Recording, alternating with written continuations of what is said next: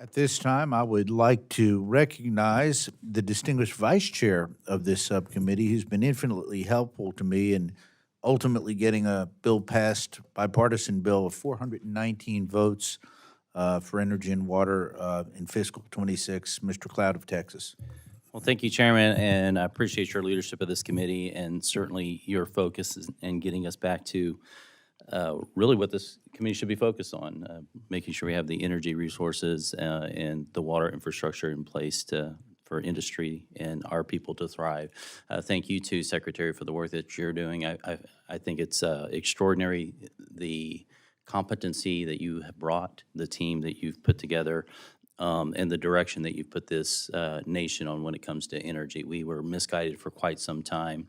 And for one, I'm thankful. I also sit on the Oversight Committee and the DOGE Subcommittee, and so we've been in all the waste, fraud, and abuse hearings, and I find it refreshing that this administration is taking a look at that with all the waste that we've seen. And I think it's also just kind of a folly for us to think that we are doing something great for the American people by having the taxpayers of tomorrow to pay for the electric bills and appliances of the taxpayers of today.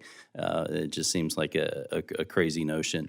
But I also want to thank you, too, for all the work you've done. You've been very active, traveling not only every lab, but you've also been in our district in Corpus Christi, and everyone there just really appreciated your thoughtfulness, the genuineness you brought to the conversations, and also having the president down there to see the great work that's been done in expanding the #1 crude export port, the LNG that's going out there that's helping our allies. And at the moment, there's a line of tankers lined outside in the Gulf of America waiting to get into U.S. ports so that we can continue to export energy. So we're doing the long-term things. Certainly appreciate that. And thank you for that. We do have a situation right now in Corpus where all the energy that's produced there and a lot of the refining that's being done, we're running out of water. And so that's been an issue. I know that you're aware of that as well. Want to just remind you of that and what the Department of Energy can do to help with that. We're working with administration and other agencies to help with that as well. But I want to thank you for that. One of the big important things I think in this context is you and the president inherited a paradigm where China was outpacing us for world dominance in the next century. And the president's really turned the corner on that. Now, key to that, we can look at AI, we can look at the economic impacts, but those really come down to a race for energy production, and you're leading that. And then connected to that is the importance of speed in getting that done. Could you speak to what you're doing to enable us to stand up projects quicker, regulatory impact, all those kind of things, and then what's left for us to do that you need help with?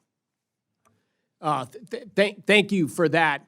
And it is nice to hear that exposition of our goal, which is everything we do is through this lens of will that increase the supply of energy and lower the price of energy. It's just a very simple lens. And we had under the Biden administration enormous amounts of money spent.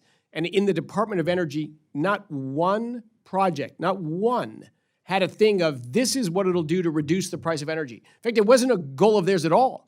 It was to spend money ultimately in almost every case to make energy more expensive. So it's a little rich when I get criticized that we're doing everything to drive. That was the goal of the Biden administration. And they succeeded across the board to drive every kind of energy up and everything possible to reduce the supply.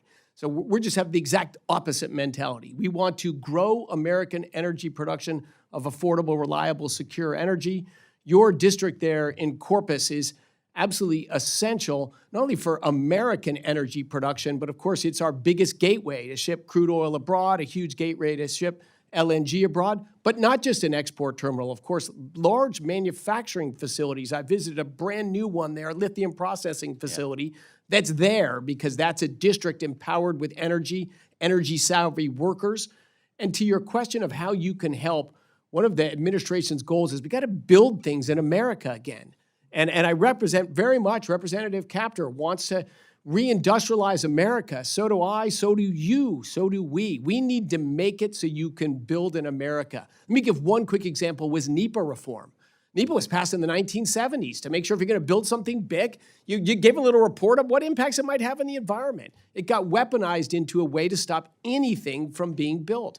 So the Trump administration came in and said, that's nonsense. We're going to go back to the original meaning of the law. Every department, including ours, that issues NEPA opinions just rewrote our procedures in line with the original law that was passed, just following the rule of law.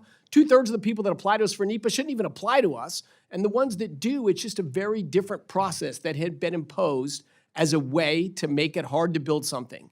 It's easy to stop something, it's hard to build something. That's a stagnant society. You and I and the Trump administration want us to build things in America again. So we're doing everything we can in the administration, but I think if we can get serious permitting reform that addresses 401c, water permits as well, so that we can make it easy to build whatever businesses want to build. We're not going to tell people what to build, but make it easy. Still responsible and careful. It's not like we're going to be reckless, but we have to be able to build things in America again. I know you and I share that desire. You've delivered it in your district, but we need the rest of the country to be able to build big projects like you've done. And I think Congress has a critical role to play in that.